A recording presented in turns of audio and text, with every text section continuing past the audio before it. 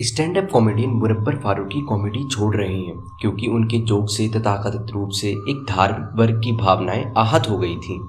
उसकी वजह से पहले मुनव्वर के साथ मारपीट हुई, फिर उन्हें गिरफ्तार भी कर लिया गया। विडंबना यह है कि जिसने मारपीट की वो तो आज़ाद घूम रहा है और मुनव्वर को न्यायिक हिरासत में दिन बिताने पड़े। भारत में ऐसे केस यूनिक नहीं है। पिछले दिनों तांडव वेब सीरीज रिलीज होती ही उसकी स्टार कास्ट के अगेंस्ट भी ब्लास्फेमी और हेट स्पीच कानून के तहत कई एफआईआर दर्ज हो गई क्योंकि उसके एक सीन से एक धार्मिक समूह को दिक्कत थी। उससे पहले कि कुशारदा भी ब्लास्फेमी लॉ के तहत नापे गए थे क्योंकि उन्होंने बाबा राम रहीम की बढ़िया नकल की थी। ऐसे मामलों का इतिहास देखें तो बहुत लंबा नजर आता है और पिछले कुछ सालों में इंटरनेट की पहुंच में वृद्धि के साथ साथ लोगों की लाजवंती प्रवृत्ति में भी वृद्धि हुई है। वैसे ऐसी गिरफ्तारी सिर्फ भारत में हो ऐसा भी नहीं है। दुनिया के महान डेमोक्रेटिक देशों जैसे पाकिस्तान, अफगानिस्तान, सऊदी अरब, ईरान, सोमालिया और उत्तरी अफ्रीका के मुस्लिम देशों में इस प्रकार की गिरफ्तारियां होती रहती हैं। पाकिस्तान में भी ब्लास्फेमी कानून के तहत ही आसिया बीबी को गिरफ्तार कर लिया गया था क्योंकि तथाकथित रूप से उन्होंने एक धार्मिक समुदाय के प्रॉफिट के बारे में कुछ अपमानजनक टिप्पणी की थी। अफगानिस्तान में परवेज कमबख्श भी गिरफ्तार हुए थे क्योंकि उन्होंने इस्लाम में महिलाओं की स्थिति से रिलेटेड एक डॉक्यूमेंट इंटरनेट से डाउनलोड किया था। फिलीपींस में कार्लोस सेल्ड्रन को गिरफ्तार किया गया था क्योंकि उन्होंने चर्च का उपहास किया था। इस वर्ल्ड मैप में लाल देशों में ब्लास्फेमी पर कैपिटल पनिशमेंट और नारंगी देशों में कारावास का प्रावधान है। तो चलिए आज हम भारत के इसी दकियानुसी ईसनिंदा कानून पर बात करते हैं। Stand up comedian Munawar Faruqui, उन्हें गिरफ्तार कर लिया गया है। Fresh FIR has now been filed against the Amazon India head director and producer. Comedy nights with Kapil में पलक के रोल में नजर आने वाले कीकू शारदा को पुलिस ने गिरफ्तार कर लिया है। A court in Pakistan has sentenced a university lecturer to death for blasphemy. Asia Bibi, the Christian woman who spent 8 years in a Pakistani jail for blasphemy.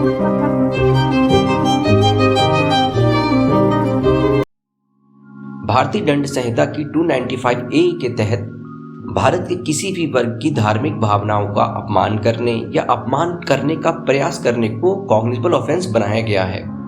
इसका आशय यह है कि इस धारा के अंतर्गत पुलिस ऑफिसर बिना वारंट के किसी भी दोषी को गिरफ्तार कर सकता है और अदालत की अनुमति के बिना ही जांच शुरू कर सकता है।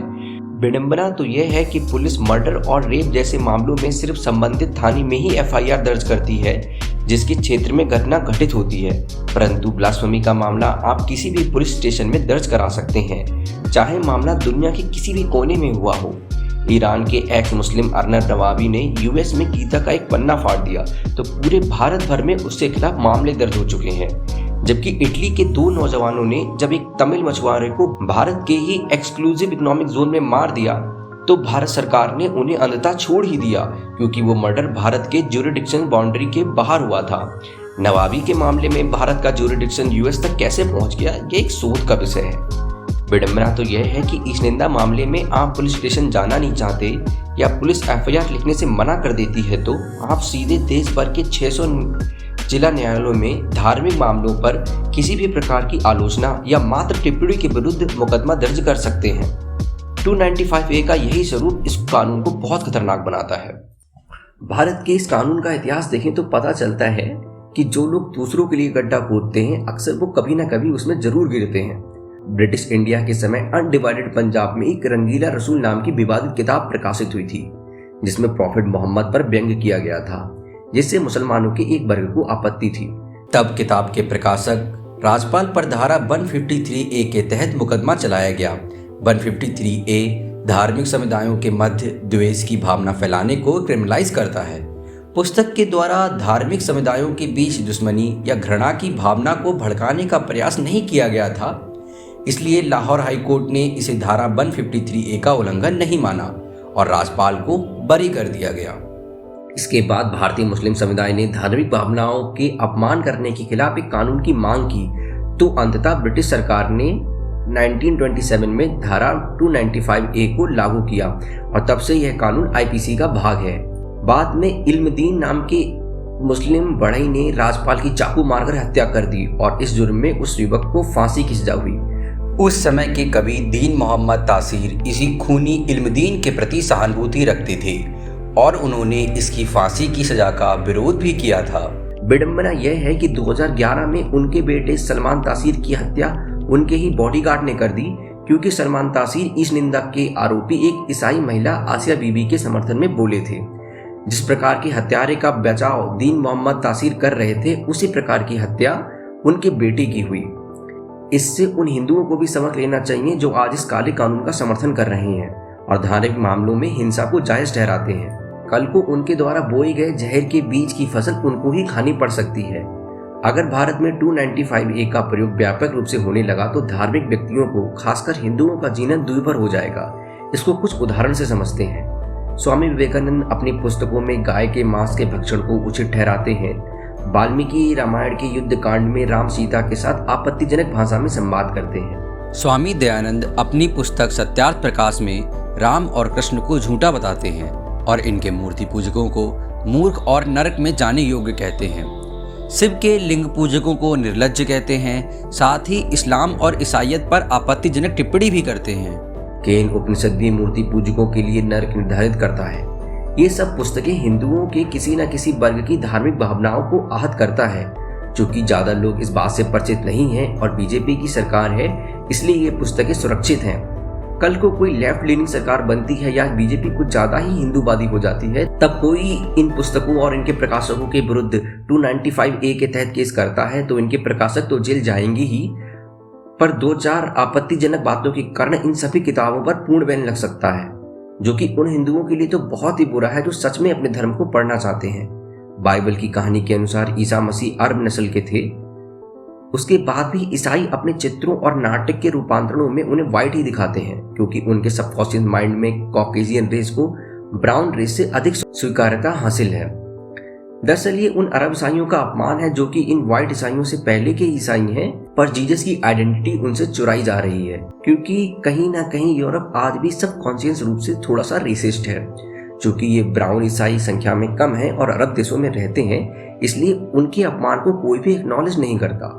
ठीक ऐसे ही हिंदू धार्मिक पुस्तकों में राम और कृष्ण को काले रंग का दिखाया गया है, परंतु सभी टीवी सीरियल और फिल्मों में इनको गोरे रंग का ही दिखाया जाता है। साथ ही इनकी अधिकांश तस्वीरों में भी इनको गोरे रंग का ही बनाया गया है।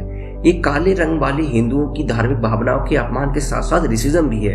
यदि 295A का प्रयोग यहाँ पर ठीक रूप से किया जाए तो ऐसे सारे टीवी सीरियल और फिल्मों पर बैन लग जाएगा और ऐसी तस्वीरें भी जब्त हो सकती हैं। इससे तो यही समझ में आता है कि 295A के प्रयोग से भारत में धार्मिक मामलों पर कुछ भी अच्छा या बुरा लिखना या उस पर कोई सीरियल बनाना बहुत ही मुश्किल हो सकता है।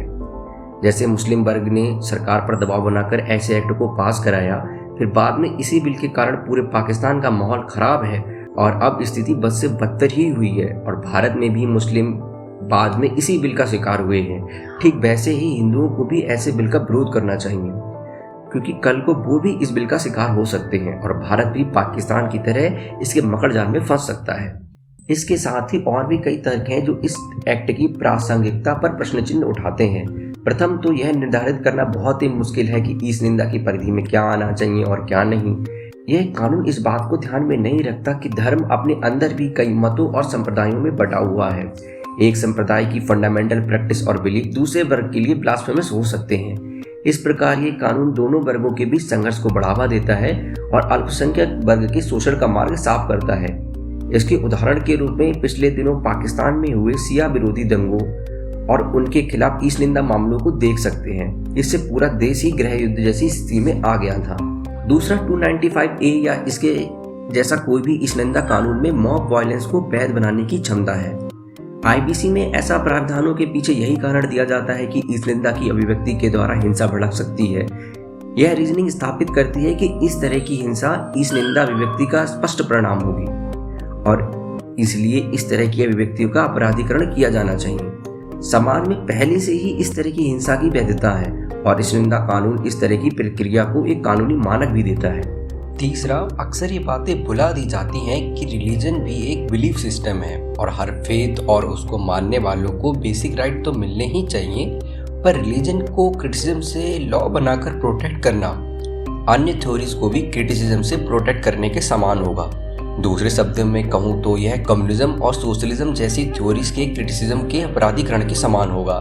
जब चाइना में सोशलिज्म को क्रिटिसिज्म से बचाया जाता है तो हम उसका विरोध करते हैं, पर अपने ही देश में वैसे ही क्रिटिसिज्म के अगेंस्ट खुद लॉ बनाकर बैठे हैं। चौथे और अंतिम रूप से ईश निंदा कानून भारतीय संविधान की सेक्युलर प्रवृत्ति के साथ असंगत है। साथ ही यह अभिव्यक्ति की स्वतंत्रता के अधिकार के विरुद्ध भी है। भारतीय संविधान में स्वयं धार्मिक सुधार के लिए प्रावधान है, जैसे कि अनटचेबिलिटी जैसी सामाजिक रूप से अन्यायपूर्ण प्रथाओं पर अंकुश लगाना और प्रत्येक नागरिक के लिए मंदिरों को खोलना। ऐसे तो संविधान भी धार्मिक भावनाओं को आहत ही कर रहा है, उसका क्या। भारतीय कानून में पहले भी एक ऐसी और धारा थी जो अभिव्यक्ति के अधिकार पर आघात करती थी। आईटी एक्ट की धारा 66A इंटरनेट पर आपत्तिजनक पोस्ट को क्रिमिनल ऑफेंस बनाती थी, जिसके कारण असीम त्रिवेदी को वेबसाइट पर आपत्तिजनक कार्टून डालने के चक्कर में गिरफ्तार भी किया गया था। उसके बाद जब मामले काफी बढ़ गए तो सुप्रीम कोर्ट ने इस धारा को आर्टिकल 19 के अगेंस्ट पाया और इसे असंवैधानिक करार देते हुए निरस्त कर दिया। अंत में हम यह निष्कर्ष के रूप में कह सकते हैं कि भारत को ऐसे काले कानूनों से बचना चाहिए और फ्रीडम ऑफ एक्सप्रेशन के राइट को सशक्त करके अपनी डेमोक्रेसीज को और अधिक मजबूत करना चाहिए। वैसे मुनव्वर फारूकी ने कॉमेडी छोड़ी नहीं है, वो तो बस मजाक कर रहे थे।